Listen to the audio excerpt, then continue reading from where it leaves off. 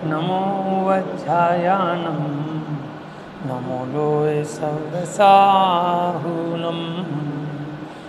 वन्दितु सर्वसिद्धे ध्रुवमचलमणोवमं गतिं पथे वोच्छामि समयबाहुर्मृणमोऽसुधकेवली भणिदम् नमः समयसाराय स्वानुभूत्या चकासते चित्स्वभावाय भावाय सर्वभावान्तरक्षिदे निज स्वरूप को परम रस जामे भरो अपार वंदो परमानंदमय समय सार अविकार।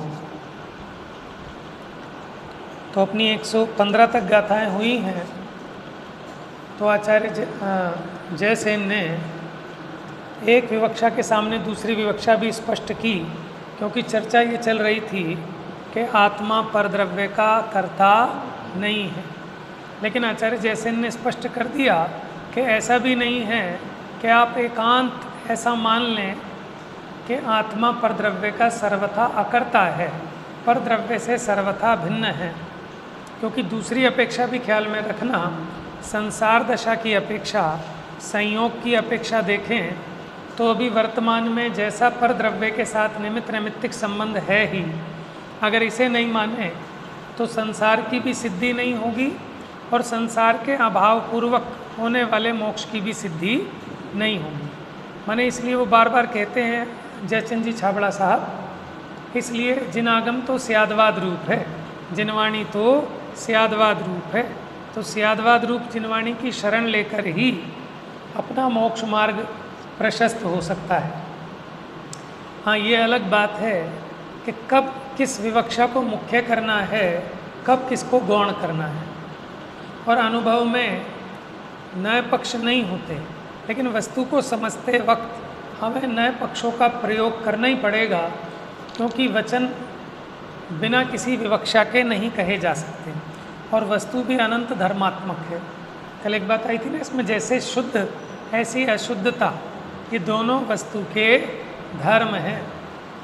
ये बात अलग है कि अशुद्धता रूप परिणमन पर द्रव्य के संयोग के बिना नहीं होता। तो इससे समझ में आया कि वो विभाव रूप दशा है, वो स्वभाव रूप नहीं है, वो हे है। ठीक है ना, हे उपादे, ये भाव ग्रहण करना चाहिए। आइए पेज नंबर 310, गाथा नंबर 116।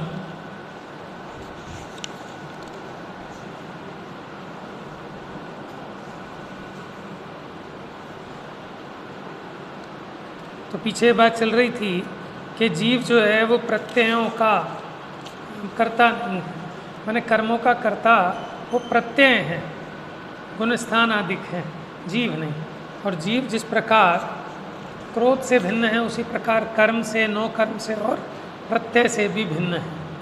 अब सांख्य मतानुयायी शिष्य के प्रति उद्गल द्रव्य का परिणाम स्वभावत्व सिद्ध करते हैं, क्योंकि सांख्य मती वस्तु को सर्वथा अपरिणामी मानता है। क्या मानता है? अपरिणामी मतलब कि जिसमें परिणमन नहीं हो। तो सांख्य मत वाले प्रकृति और पुरुष को अपरिणामी मानते हैं, उन्हें समझाते, जैसे अपने द्रव्य पर्याय कहते हैं, उनके इसी प्रकार समझ लो, वो पुरुष माने वो आत्मा और प्रकृति, ये दो बातों से सिद्ध करते हैं। गाथा देखते हैं। क्या चीज़? सांख्य मत। देखो सांख्य मत क्या है कि जो ये मानता है कि वस्तु सर्वथा कूटस्थ है, बिना परिणमन की है, परिणमती नहीं है, ऐसा जिसकी मान्यता है वो सांख्य मत है। जैसे 6 दर्शन है ना, भारतीय दर्शन, सांख्यमती हो गया, बौद्धमती हो गया, नैयायिक हो गए, वैशेषिक हो गए, सदाशिव मत वाले, ऐसे अनेक मत चलते हैं। अपने को ज़्यादा उसकी ज़रूरत नहीं पड़ती, लेकिन जब भी अध्यात्म का ग्रंथ लिखा जाता है तो उसमें जितनी मिथ्या मान्यताएं उनके सामने हैं, उनका भी तो खंडन होना चाहिए ना। माने जब अपनी बात का मंडन करेंगे तो जो मिथ्या मान्यताएं हैं उनका खंडन होगा ही। तो कल हमने बात ली थी ना कि जिसके सामने जैसे माहौल होता है, जैसे मान्यता चल रही होती हैं, उसको मुख्य करना पड़ता है।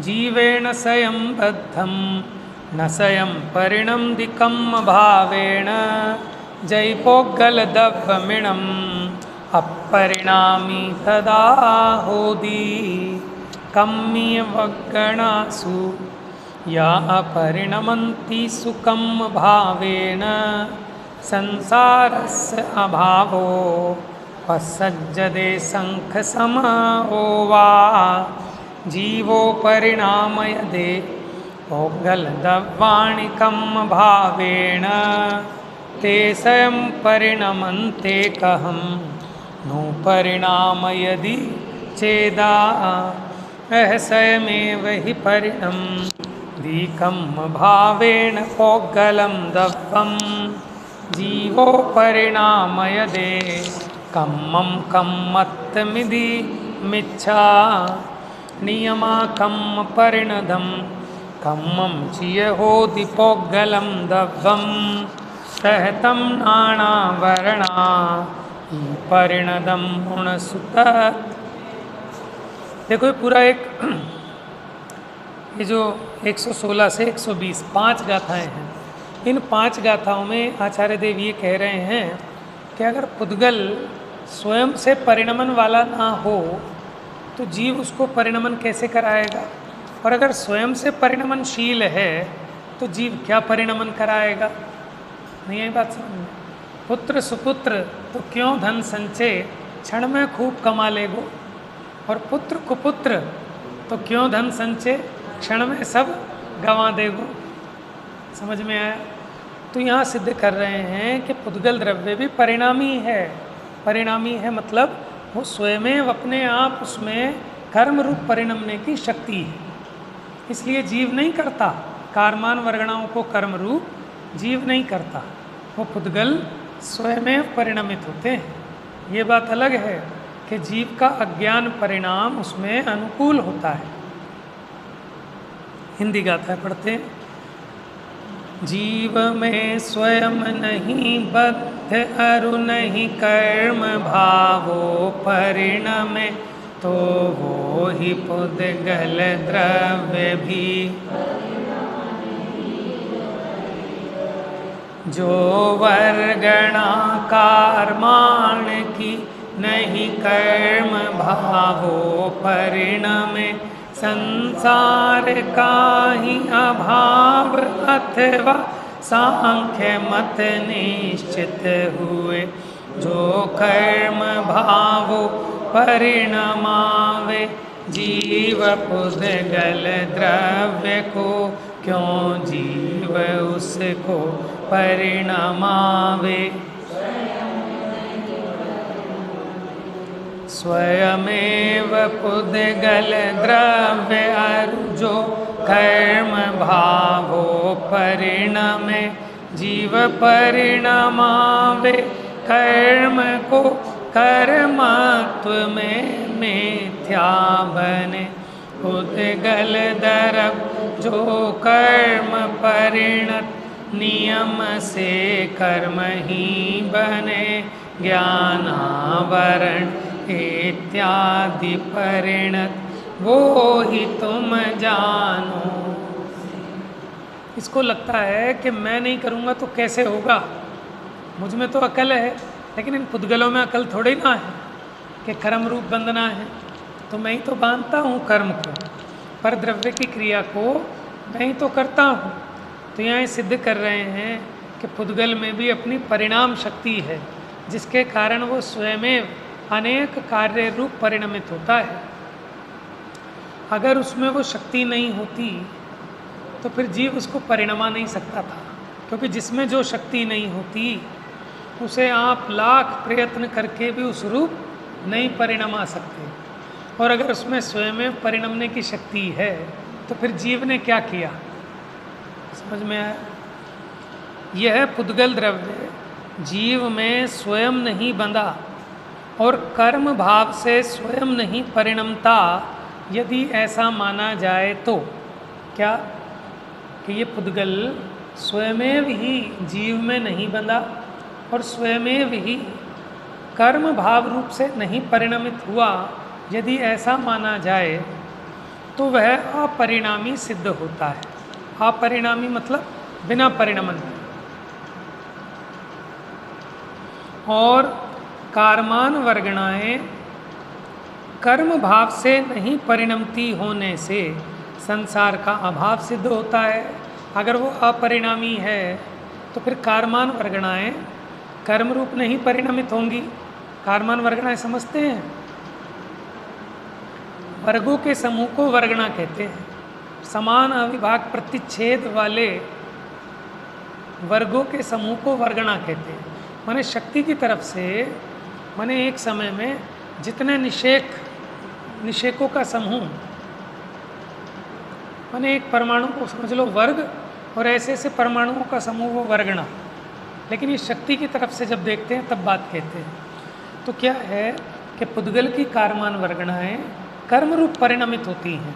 अगर पुद्गल में परिणमने की शक्ति ना हो तो क्या वो पुद्गल वर्गणाएं कर्म रूप परिणमित होंगी कि जैसी हैं वैसी रहेंगी हमेशा? समझ में? कर्म रूप परिणमित नहीं होंगी। और जो कर्म रूप हैं वो कर्म रूप रहेंगी, कभी जीव मुक्त नहीं होगा। है? तो फिर संसार का अभाव सिद्ध होगा। अगर वो कारमान वर्गणाएं कर्म रूप नहीं परिणमित हों तो फिर संसार ही नहीं ठहरेगा। अथवा सांख्य मत का प्रसंग आता है और जीव पुद्गल द्रव्य को कर्म भाव से परिणमाता है, ऐसा माना जाए। अब कोई कहे कि पुद्गल तो नहीं परिणमता, लेकिन जीव पुद्गल को कर्म रूप परिणमाता है। अगर ऐसा माना जाए तो यह प्रश्न होता है कि स्वयं नहीं परिणमती हुई उन वर्गणाओं को, कि जो स्वयं कर्म रूप नहीं परिणमती ऐसी वर्गणाओं को चेतन आत्मा कैसे परिणमन करा सकता है? अच्छा आप बताओ, आप चलता हुआ स्कूटर चलाते हो कि रुका हुआ स्कूटर चलाते हो? आप तो चलाते ही नहीं। हाँ, इसीलिए आपसे क्या पूछना। क्यों भैया? साइकिल भी पूछ लेते हैं। चलती भी चलाते हो कि नहीं चलती भी चलाते हो? अच्छा, आप साइकिल चलाते हो कि साइकिल आपको चलाती है? बताओ। कि कोई किसी को नहीं चलाता। समझ में? जो चल रही है तो उसे क्या चलाओगे, और अगर नहीं चलती तो उसे कैसे चलाओगे? समझ में? जिस धरती पे बैठे हो आप इसे चला सकते हो, जो चलती नहीं है तो आप चलाओगे कैसे? जो चल रही है उसे आपने क्या चलाया? और पुद्गल की अपनी क्रियावती शक्ति से चल रही है। आप तो गाड़ी में आराम से बैठ जाते हैं ना, और गाड़ी हमें लेके जाती है, ऑफिस गाड़ी लेके आती है। हम भ्रम मानते हैं कि हम गाड़ी को लेके आए, गाड़ी को हम नहीं लेके आए, गाड़ी हमें लेके आई है।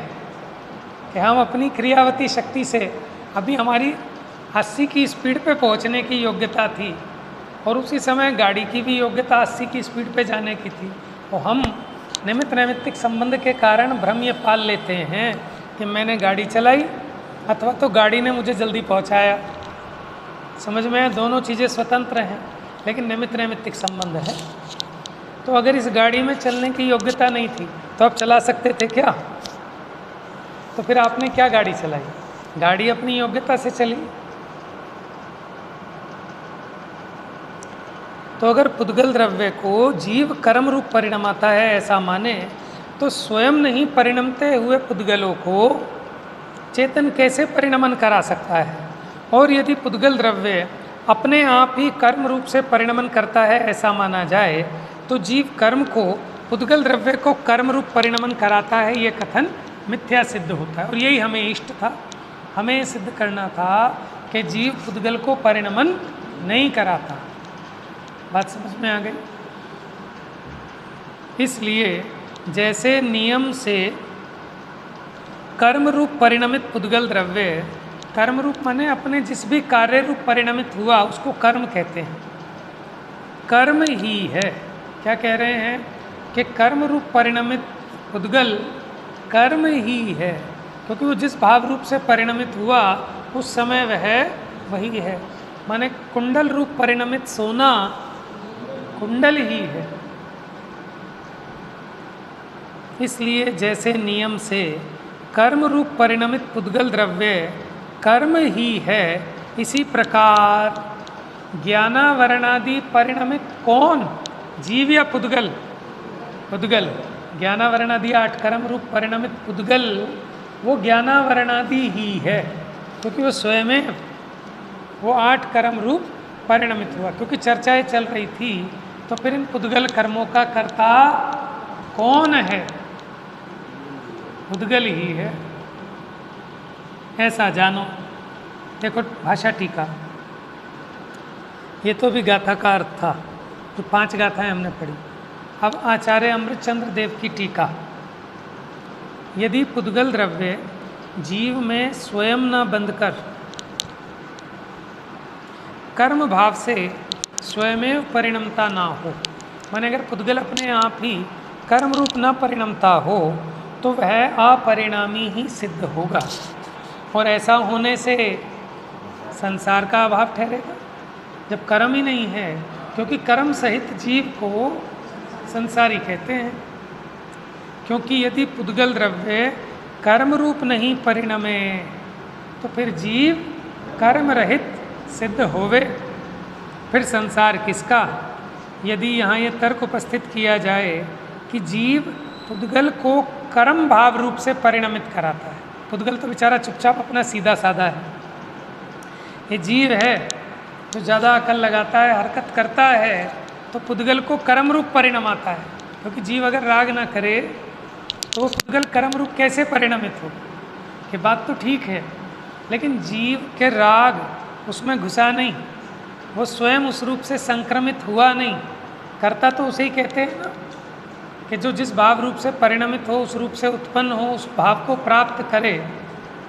लेकिन आत्मा का ज्ञान पुद्गल द्रव्य रूप से उत्पन्न नहीं होता, परिणमित नहीं होता, उसको प्राप्त नहीं करता। तो इसलिए कर्म रूप कौन परिणमित हुआ? तो यहाँ कहते हैं कि अगर ऐसा माने कि जीव पुद्गल को कर्म रूप से परिणमाता है, इसलिए संसार का अभाव नहीं होगा, कि वो तो खुद नहीं परिणमता लेकिन हम उसको परिणमा लेते हैं, इसलिए संसार बना रहेगा। तो उसका निराकरण 2 पक्षों को लेकर इस प्रकार किया जाता है। क्या जीव स्वयं नहीं परिणमते हुए पुद्गल को कर्म रूप परिणमाता है, या स्वयं परिणमते हुए पुद्गल को कर्म रूप परिणमाता है? बताओ। वो जल स्वयं चलती हुई मछली को चलाता है या नहीं चलती हुई मछली को चलाता है? चलती को क्या चलाएगा, तो चली रही है। बात समझ में आ रही है? ट्रेन की पटरी चलती हुई ट्रेन को चलाती है कि नहीं चलती हुई को चलाती है? देखो, नहीं चलती हुई को तो कोई नहीं चला सकता, और जो स्वयं चल रही है उसे कोई क्या चलाए?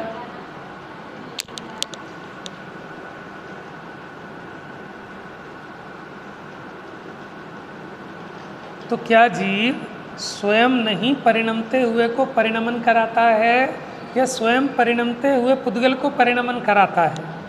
प्रथम, अगर ये कहोगे कि स्वयं अपरिणमते हुए को, ठीक है, हम ये कह रहे हैं, इसमें लॉजिक दे रहे हैं कि स्वयं अपरिणमते हुए को दूसरे के द्वारा नहीं परिणमाया जा सकता, कि जिसमें उस रूप परिणमने की शक्ति नहीं है, उसे आप कैसे परिणमन करा दोगे? क्या अग्नि को शीतल रूप परिणमन करा सकता है कोई? उसमें योग्यता ही नहीं है। क्योंकि जो शक्ति स्वतः ना हो उसे अन्य कोई नहीं कर सकता। जैसे भगवान ने दिव्य ध्वनि से हमें ज्ञानी बनाया, तो इस शास्त्र को, इस चौकी को, इस माइक को, इनको क्यों नहीं ज्ञानी बना दिया? कि इनमें ज्ञानी होने की योग्यता ही नहीं है।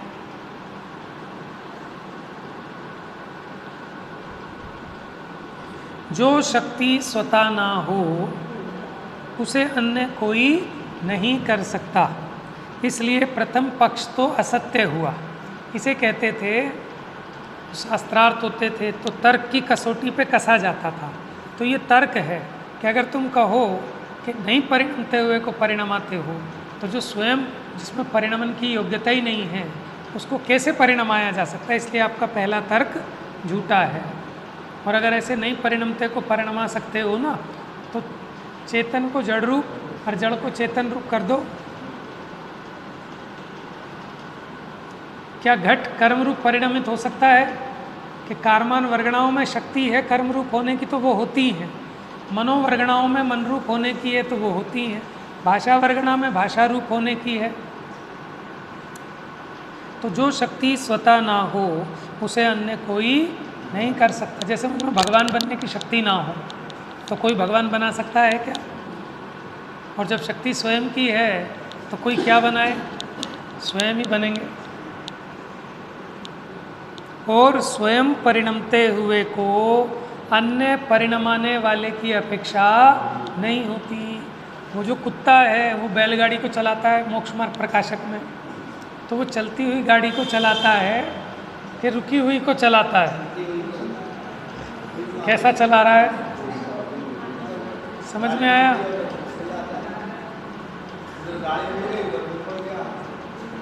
बात समझ में आ गई?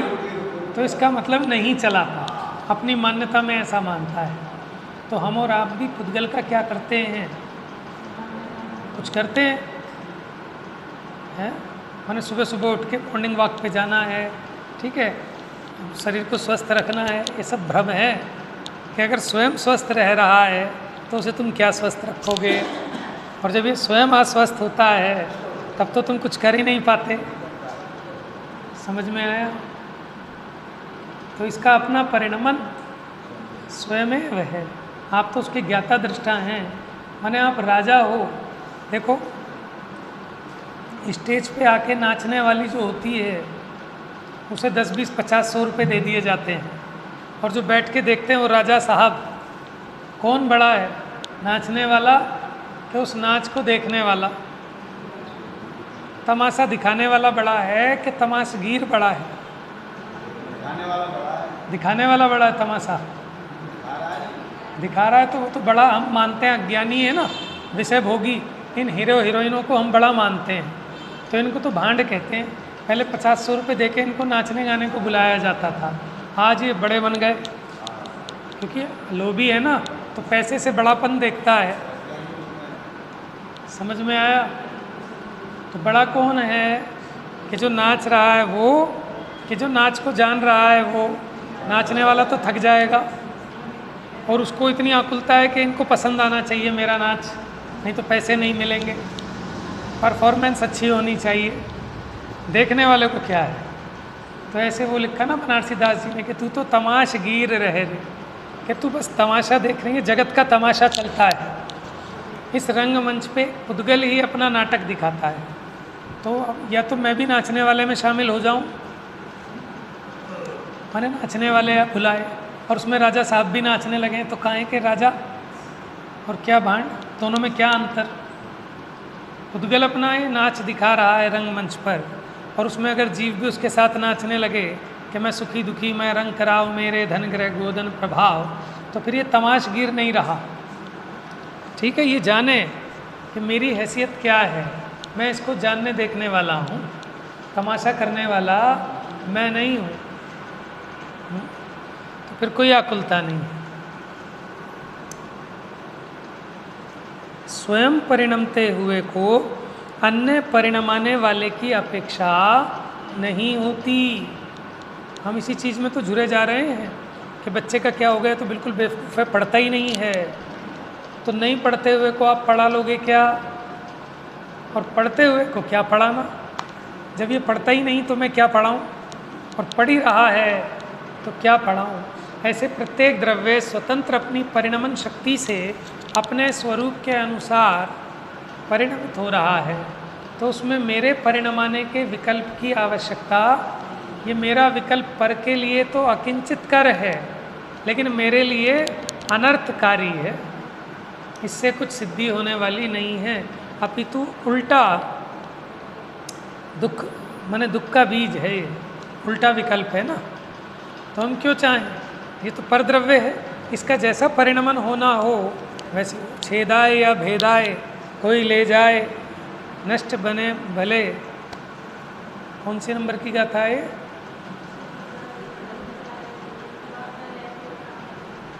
परद्रव्य मेरा नहीं। बस ज्ञानी का भेद ज्ञान तो ये होता है कि छेद को प्राप्त हो, भेद को प्राप्त हो, कोई ले जाए, नष्ट हो जाए, लेकिन ये परद्रव्य मेरा नहीं है। तो मुझे क्या दिक्कत है? मेरे सामने कोई स्कूटर चुरा के ले जा रहा है, मुझे क्या परेशानी है? मैंने विवेक कर लिया कि मेरा तो नहीं है ना, बस ये विवेक कर लिया कि मेरा नहीं है, टूटे फूटे कुछ ही हो। ठीक है, जगत में तो स्वार्थी हैं, अपने कार्य में स्वार्थी बने। तो स्वयं परिणमते हुए को अन्य परिणमाने वाले की अपेक्षा नहीं होती, क्योंकि वस्तु की शक्तियाँ पर की अपेक्षा नहीं रखती। वो एकलव्य गुरु द्रोणाचार्य ने मना कर दिया, फिर भी अर्जुन से बढ़िया और बिना अंगूठे के, बताओ कितना मुश्किल काम है, वो धनुष बाण चलाना है और उसमें भी अंगूठा। बताओ कैसी पॉलिटिक्स थी कि मेरे शिष्य से आगे ना बढ़ जाए। वो मांगा भी क्या? अंगूठा। और देने वाले का भी देखो, अंगूठा दे दिया। जो विद्या उससे सीखनी थी सिखाई भी नहीं, और खुद सीख गया कि मैंने आपकी मूर्ति लगा के सीखा, प्रेरणा स्त्रोत्र आपको बनाया, तो अब दक्षिणा दे। और दक्षिणा में भी क्या मांगा? दाएं हाथ का अंगूठा। समझ में आया? तो वस्तु में अगर योग्यता है तो किसने सिखाया उसे? एकलव्य को, खुद ही सीख गया। अर्जुन को सिखाया था गुरु द्रोणाचार्य ने कि नहीं, वो भी अपनी योग्यता से सीखा था। एकलव्य मान रहा कि मैंने ये मूर्ति से सीखा है, और दोनों ही मूर्ति हैं। पर द्रव्य जैसे वो जड़ मूर्ति एकलव्य को कुछ नहीं सिखाती, ऐसे ही वो जो चेतन मूर्ति नज़र आ रहे हैं गुरु द्रोणाचार्य, उनने भी अर्जुन को कुछ नहीं सिखाया। अगर वो सिखाने वाले होते तो बाकी 4 पांडव और जो 100 कौरव थे उनसे क्या दुश्मनी थी? समझ में आया? अतः पुद्गल द्रव्य परिणमन स्वभाव वाला स्वयमेव हो, माने वो स्वयमेव अपनी योग्यता से परिणमित होता है। ऐसा होने से जैसे घट रूप परिणमित मिट्टी ही स्वयं घट है, कि घड़े रूप जो मिट्टी परिणमित हुई वो स्वयं घट ही है, उसी प्रकार जड़ स्वभाव वाले ज्ञानावरणादि कर्म रूप परिणमित पुद्गल द्रव्य ही, माने जो ज्ञानावरणादि रूप परिणमित हुआ, ऐसा वो पुद्गल द्रव्य ही स्वयं ज्ञानावरणादि कर्म है, जीव नहीं। इस प्रकार पुद्गल द्रव्य का परिणाम स्वभावत्व सिद्ध हुआ। अब जैसेनाचार्य की टीका है, इसके बीच में अमृतचंद्राचार्य एक कलश लिखते हैं, लेकिन वो कलश हम कल पढ़ेंगे, अभी हम रिदम बनी हुई है। तो जैसेनाचार्य इस गाथाओं पे क्या कहते हैं 5-10 मिनट में पढ़ते हैं। देखिए पेज नंबर 313, 313, तात्पर्य वृत्ति समूह पीठिका। माने विषय एक नया पलटा है, एक नया अंतराधिकार प्रारंभ हुआ। 115 तक बात हुई कि पुद्गल करता है। अब यहाँ से विषय चालू हुआ कि पुद्गल स्वयं परिणमन स्वभावी है। इसके बाद जीवेन स्वयंबद्धम इत्यादि गाथा से लेकर, यानी 116 नंबर की गाथा से लेकर 8 गाथाओं तक सांख्य मतानुसारी शिष्य को संबोधन के लिए जीव तथा पुद्गल का एकांत रूप से अपरिणामी पने का निषेध करते हुए कथनचित परिणामी पना स्थापित करते हैं। माने जो एकांत ऐसा मानता है कि परिणमते ही नहीं है, उनको क्या सिद्ध करते हैं कि ये परिणमते हैं, कथनचित, सर्वथा नहीं। ऐसे नहीं परिणमते कि जीव परिणमन करके पुद्गल बन जाए और पुद्गल परिणमन करके जीव बन जाए, ऐसा परिणमन इस अपेक्षा अपरिणामी है। और जीव अपने गुण पर्यायों रूप परिणमे इस अपेक्षा परिणामी है। इसी का नाम है कि द्रव्य दृष्टि से नहीं परिणमता, माने एक द्रव्य दूसरे द्रव्य रूप नहीं होता, तो इसका मतलब है द्रव्य दृष्टि से नहीं परिणमता। और पर्याय दृष्टि से देखें तो परिणमता है कौन? द्रव्य। ये समझना भाषा कि द्रव्य ही परिणमता है और द्रव्य ही नहीं परिणमता। द्रव्य द्रव्य दृष्टि से परिणमता है, परिणमता है नहीं परिणमता। द्रव्य द्रव्य दृष्टि से नहीं परिणमता, माने जीव जीव रहता है, पुद्गल पुद्गल रहता है। और अगर पर्याय दृष्टि से देखें तो द्रव्य परिणमित होता है अपने गुणों में, अपने भावों में।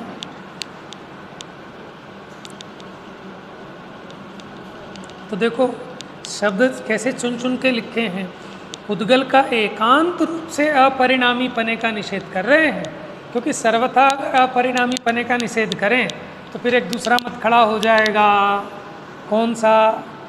बौद्ध मत, जो सर्वथा ही माने पूरा ही परिणम गया। जैसे आपने सोने का अगर कुंडल बनाया तो कहते सोना ही खत्म हो गया, तो भैया ऐसा नहीं परिणम था। तो इस अपेक्षा द्रव्य अपेक्षा तो नहीं परिणमा, सोना सोना रहा, लेकिन अब उसकी पिंड रूप दशा से हार रूप दशा हुई, इस अपेक्षा सोना परिणमित हुआ। तो कथनचित परिणामीपना सिद्ध करते हैं।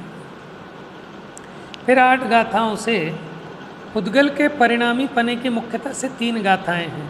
फिर इसके बाद जीव के परिणामी पने की मुख्यता से 5 गाथाएं हैं। बात समझ में आ रही है? समय सार पढ़ रहे हैं और आचार्यों के मूल शब्द हैं, तो ध्यान रखें।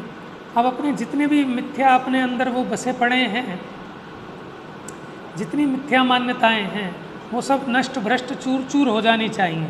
माने अज्ञान का खंडन हो जाए और सम्यक ज्ञान का मंडन हो जाए, सम्यक ज्ञान का दीप जल जाना चाहिए, है ना। देखो पहले बिन जाने ते दोष गुणन को कैसे तजिए गहिए। जब तक जानोगे नहीं तो मानोगे कैसे, और मानोगे नहीं तो छोड़ने लायक को छोड़ना और ग्रहण करने लायक को ग्रहण करना कैसे होगा। इसलिए सबसे पहले प्रथम में प्रथम ये जीव को तत्व निर्णय का पुरुषार्थ करने का निर्देश है।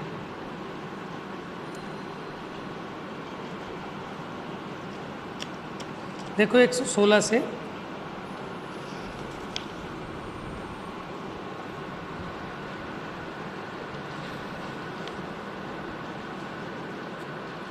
देखो, इसमें 116 से 118 लिखा, क्योंकि 119 और 120वीं गाथा जो है आत्मख्याति की, उसकी टीका तात्पर्य वृत्ति में नहीं है, माने जैसे आचार्य को वो गाथा नहीं मिली होगी। देखिए पेज नंबर 314। अब तो पढ़ना है, समझ में तो आ गया है, 5-7 मिनट में हो जाएगा। अब सांख्य मतानुयायी शिष्य के लिए पुद्गल का कथनचित, ये शब्द बड़ा सुंदर है। क्या? कथनचित।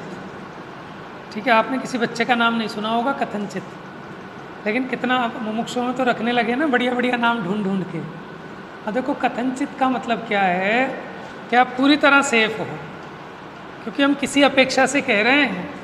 जैसे सापेक्ष, सापेक्ष है ना, इसी अपेक्षा, इसका ही दूसरा नाम है कथनचित। समझ में आया? स्यात, कल बताया था स्यात, स्यात माने भी कथनचित। अब सांख्य मतानुयायी शिष्य के लिए पुद्गल का कथनचित, क्योंकि किसी अपेक्षा से परिणामीपना, ऐसा उसका स्वभाव सिद्ध करते हैं। अधिकरणभूत जीव में, अधिकरणभूत माने आधार रूप जीव में पुद्गल कर्म स्वयं स्वभाव से बद्ध नहीं है। किस कारण से बद्ध नहीं है?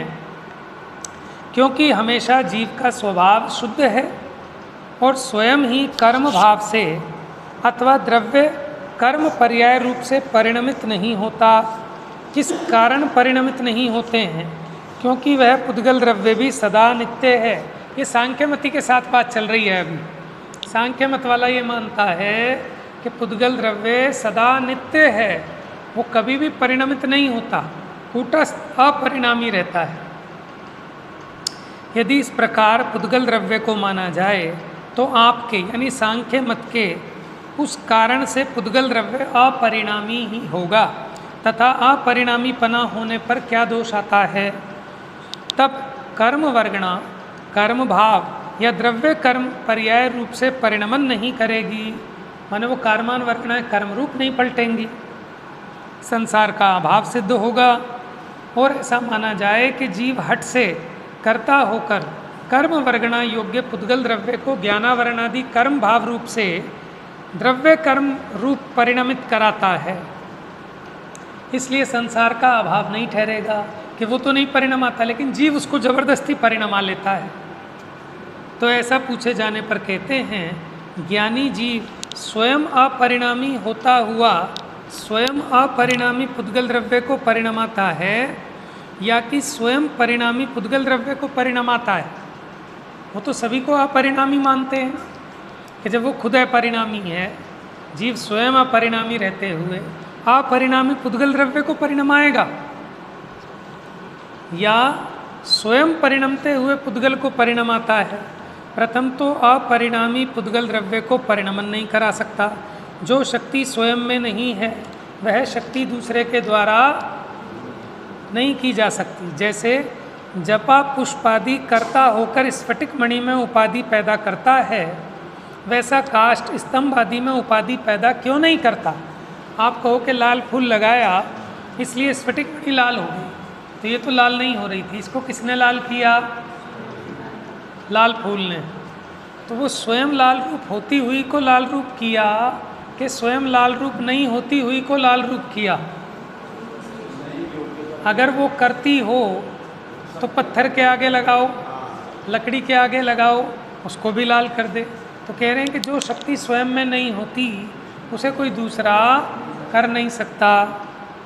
और यदि एकांत से ऐसा कहा जाए कि परिणमनशील द्रव्य को परिणमन कराता है, तो ये भी हंसी की बात होगी, क्योंकि वस्तु की शक्तियाँ दूसरे की अपेक्षा नहीं रखती। जो उसकी अपनी स्वाभाविक शक्ति, अगर उसमें परिणमने की शक्ति है तो दूसरा क्या करेगा उसको?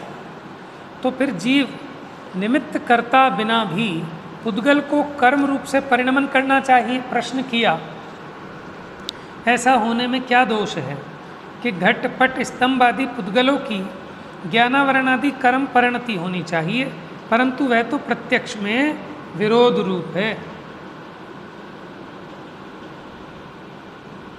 देखो यहाँ ये कहना चाहते हैं कि अगर जीव करा सकता हो ना, तो वो घड़े को भी कर्म रूप परिणमन करा दे, इस माइक को भी कर्म रूप करा दे, लेकिन कारमान वर्गणाएं ही क्यों कर्म रूप परिणमित होती है? क्योंकि उनमें स्वयं में होने की शक्ति है। ये बीच में एक लाइन आई, मुझे ज़्यादा स्पष्ट नहीं हुई। तो फिर जीव निमित्त करता बिना भी पुद्गल को कर्म रूप से परिणमन करना चाहिए। ऐसा होने में क्या दोष है? घट पट स्तंभ आदि पुद्गलों की ज्ञानावरणादि कर्म परिणति होनी चाहिए। मैंने बीच में कुछ और बात भी कहना चाह रहे हैं, या तो कोई लाइन मिस हुई है कहीं पर?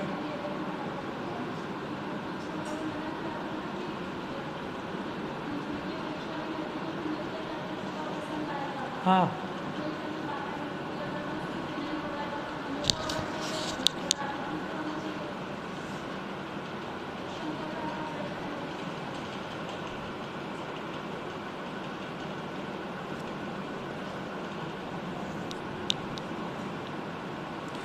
देखो इसमें आप ये तो समझ लो कि वो उसमें निमित्त होता है। जब भी वो विभाव रूप परिणमन होगा किसी भी द्रव्य में, तो वहाँ पर द्रव्य का संयोग निमित्त रूप से होता ही है। तो अभी तो जो विषय चल रहा है उसमें जो कहा ना, घटपट स्तंभ आदि पुद्गलों की ज्ञानावरण आदि कर्म परिणति होनी चाहिए, जबकि घड़े की तो कर्म रूप नहीं होती, पट की तो नहीं होती, स्तंभ की नहीं होती। क्यों? क्योंकि उनमें कर्म रूप परिणमने की शक्ति नहीं है। कारमान वर्गणा में है तो वो कर्म रूप परिणमित होती है। बीच की जो एक लाइन आई है ना, इसमें कुछ और बात कहना चाहते थे, लेकिन मुझे लगता है तो कोई लाइन मूल उसमें से हट गई है, क्योंकि इसमें एक अच्छी बात उठ रही थी कि देखो अगर जीव निमित्त भी ना हो तो फिर तो माने जो कारमान वर्गणाएं कर्म रूप परिणमित होती हैं, जीव में जो अंदर में अज्ञान राग द्वेष हुआ वो उसका निमित्त होता है, उसके बिना नहीं होती। लेकिन इसका मतलब ये नहीं है कि वो उसको परिणाम आता है। भाई इतनी बात बीच में ले लेना, ज़्यादा अभी हम नहीं कह सकते क्या कहना चाहते थे। परंतु वह तो प्रत्यक्ष में विरोध रूप है, इसलिए सिद्ध है कि पुद्गलों की स्वभावभूत कथंचित परिणमन शक्ति होती है। कथंचित इसलिए कह रहे हैं कि जैसे परिणमने की योग्यता है वैसे ही परिणम सकते हैं, ये नहीं कि जिस मर्जी रूप परिणमित हो जाएं। उस परिणमन शक्ति में जो स्थित पुद्गल ही उस परिणाम का करता है। जो कारमान वर्गणा योग्य पुद्गल अपनी ज्ञानावरणादि द्रव्य कर्म रूप परिणाम यानी पर्याय को करता है, वह पुद्गल ही उस पर्याय का उपादान कारण है। जैसे घड़े का उपादान कारण मिट्टी का पिंड है, जीव ज्ञानावरणादि कर्म का कर्ता नहीं है, वह तो निमित्त कारण ही है। यह हे तत्व है कि ये हे पना है कि जीव कारमान वर्गणाओं को कर्म रूप परिणमाने में निमित्त पड़ रहा है, तो ये भाव तो जीव का हे है, अज्ञान रागादि रूप, इसलिए वह तो निमित्त कारण ही है। यह हे तत्व है। इसलिए पुद्गल से भिन्न शुद्ध परमात्म भावना में परिणत अभेद रत्नत्रय लक्षण वाले भेद ज्ञान से अनुभव गम्य चिदानंद एक स्वभाव रूप निज शुद्धात्मा ही शुद्ध निश्चय से उपादेय है। माने जीव का अज्ञान रूप परिणमन होना ये हे है, और जीव का शुद्ध रूप परिणमन होना ये उपादेय है। इस प्रकार तीन गाथाओं के शब्दार्थ रूप व्याख्यान से शब्दार्थ जानना चाहिए। इन्होंने एक एक शब्द का अर्थ बताया। व्यवहार निश्चय रूप से नयार्थ जानना चाहिए। जैसे नाचार्य कहते हैं, जब हम कुछ भी पढ़ें समझें तो हमें 5 प्रकार से अर्थ करना चाहिए। एक तो गाथार्थ, एक नयार्थ कि किस नय से कैसा और किस नय से कैसा, एक मतार्थ कि सांख्य मति क्या मानता है, बौद्ध मति क्या, वेदांती क्या, आगमार्थ, आगम का अर्थ प्रसिद्ध ये क्या कहना चाहते हैं कि 6 द्रव्य स्वतंत्र है, सब परिणमनशील है। और भावार्थ, भावार्थ में हे उपादेय की बात होती है कि अब इसका भाव क्या है, कि जो भाव कर्म रूप परिणमन में निमित्त पड़ता है वो भाव हे है, और जो मुक्ति में कारण पड़ता है ऐसा शुद्धात्म भावना रूप से परिणमित अभेद रत्नत्रय रूप भाव वो उपादेय है। ये भावार्थ हुआ। इस प्रकार शब्दार्थ, नयार्थ, मतार्थ, आगमार्थ और भावार्थ व्याख्यान के समय यथासंभव सर्वत्र जानना चाहिए। इस तरह पुद्गल को परिणमनशील सिद्ध करने की मुख्यता से जैसे आचार्य के हिसाब से 3 गाथाएँ और अमृतचंद्र आचार्य के हिसाब से 5 गाथाएँ पूरी हुई। तो आज हमने सिद्ध किया कि पुद्गल परिणामी है कि अपरिणामी है, कथंचित परिणामी है और कथंचित अपरिणामी है। कथंचित कैसे? अपने गुण पर्यायों रूप परिणमित होने की योग्यता है, और पर द्रव्य रूप नहीं परिणमित होता इसलिए अपरिणामी है, और जिस चीज़ की योग्यता नहीं है उस रूप परिणमित नहीं होता। मिथ्यात्म नाश